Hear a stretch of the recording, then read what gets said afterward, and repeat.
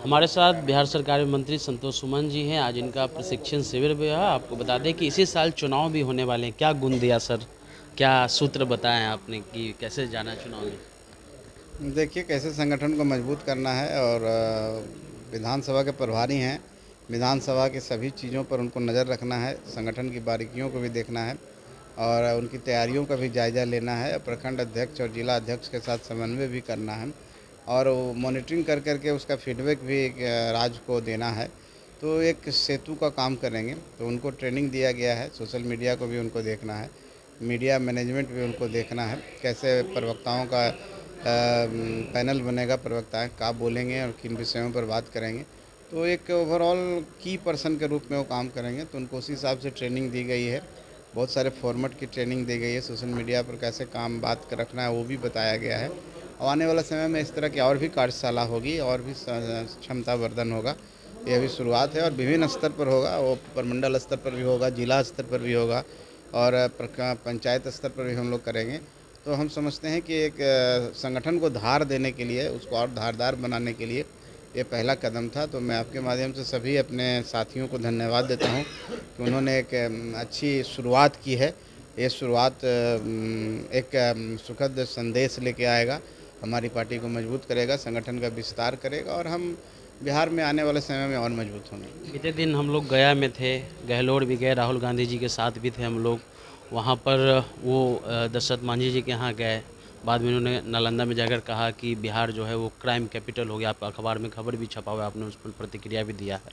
कैसे देखते हैं? उस परिवार के बारे में भी चर्चा होने लगी कि अभी भी वो परिवार जो है वो मतलब कि नेपथ्य में रह रहा है। उनकी जो बेसिक सुविधा है वो भी नहीं है। उनकी बहू से भी हमने बात किया, उन्होंने कहा कि आज भी हम बाहर में शौच करने जा रहे हैं। तो ये थोड़ा असहज करने वाला, इसको आप कैसे देखते हैं? देखिए ऐसी कोई बात नहीं है, सरकार के स्तर से सभी सुविधाएं मुहैया कराई जाती है और उनकी बहू मैं जहाँ तक जानता हूँ कि वो विकास मित्र हैं।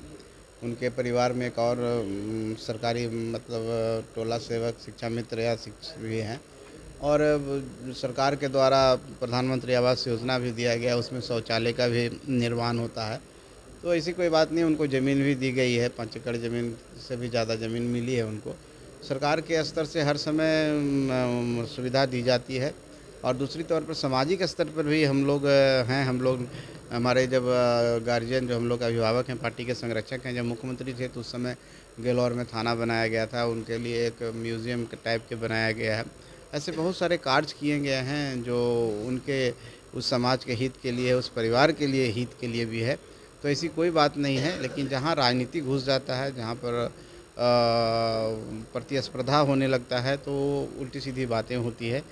तो आप देखे होंगे कि किस तरह से राहुल गांधी जी गए तो उनके लिए शौचालय बना फिर उखाड़ लिया गया। तो ये सब बातें आती रहती है। तो जहाँ तक उनका सवाल है, दशरथ मांझी जी का सवाल है, तो दशरथ मांझी जी आज समाज के आइकॉन हैं, हम लोग के समाज के खास करके युग पुरुष हैं। उनको भारत रत्न दिलवाने के लिए हम लोग ने कोशिश की। राष्ट्रपति महामहिम राष्ट्रपति से मुलाकात की, प्रधानमंत्री जी से मुलाकात, मैं स्वयं मुलाकात किया, मुख्यमंत्री जी से बात करी, यहाँ से अनुशंसा भी कराने की बात की। तो सामाजिक स्तर पर जितना हो सकता है हम लोग करते हैं। उनके नाम पर हम लोग बहुत सारे आयोजन भी करते हैं, पार्टी में सम्मेलन भी करते हैं, हमारे पार्टी जुलूस भी निकालती है, मोटरसाइकिल रैली निकालती है, बहुत जगह बहुत विभिन्न कार्यक्रम करते हैं। अब सवाल ये है कि निश्चित तौर पर कोई एक व्यक्ति, अगर संतोष मांझी चाहे कोई व्यक्ति एक अच्छा काम करता है समाज के लिए, इसका मतलब ये नहीं है कि आने वाला सभी पीढ़ियों को समाज देखेगा। हर व्यक्ति की अपनी अपनी बात होती है। तो हमको दशरथ मांझी जी को हम लोग भगवान की तरफ मानते हैं, पूजते हैं और उनके द्वारा किए गए जो कार्य है और जो मैसेज जो उस समाज के लिए दिए हैं वो अद्वितीय है, उसको कोई मिटा नहीं सकता राहुल है। गांधी दलित पॉलिटिक्स पे ध्यान दे रहे हैं। बिहार में आए दिन उनका कभी अंबेडकर छात्रावास में कार्यक्रम हो रहा है, गया में कार्यक्रम हुआ, और उनका फोकस ज़्यादातर जो है वो शेड्यूल कास्ट और शेड्यूल ट्राइब है। क्या आप लोग अब उससे डर देखिए, रहे हैं या असहज हैं? कोई व्यक्ति डूबने लगता है तो किसी के सहारे की उसको ज़रूरत होती है और वो सहारा जिसको उनको दलित के रूप में मिल रहा है कि यही भागीरथ है, यहीं पर मांझी है, यही खेवनहार है, यही न हमारा किनारा करेगा।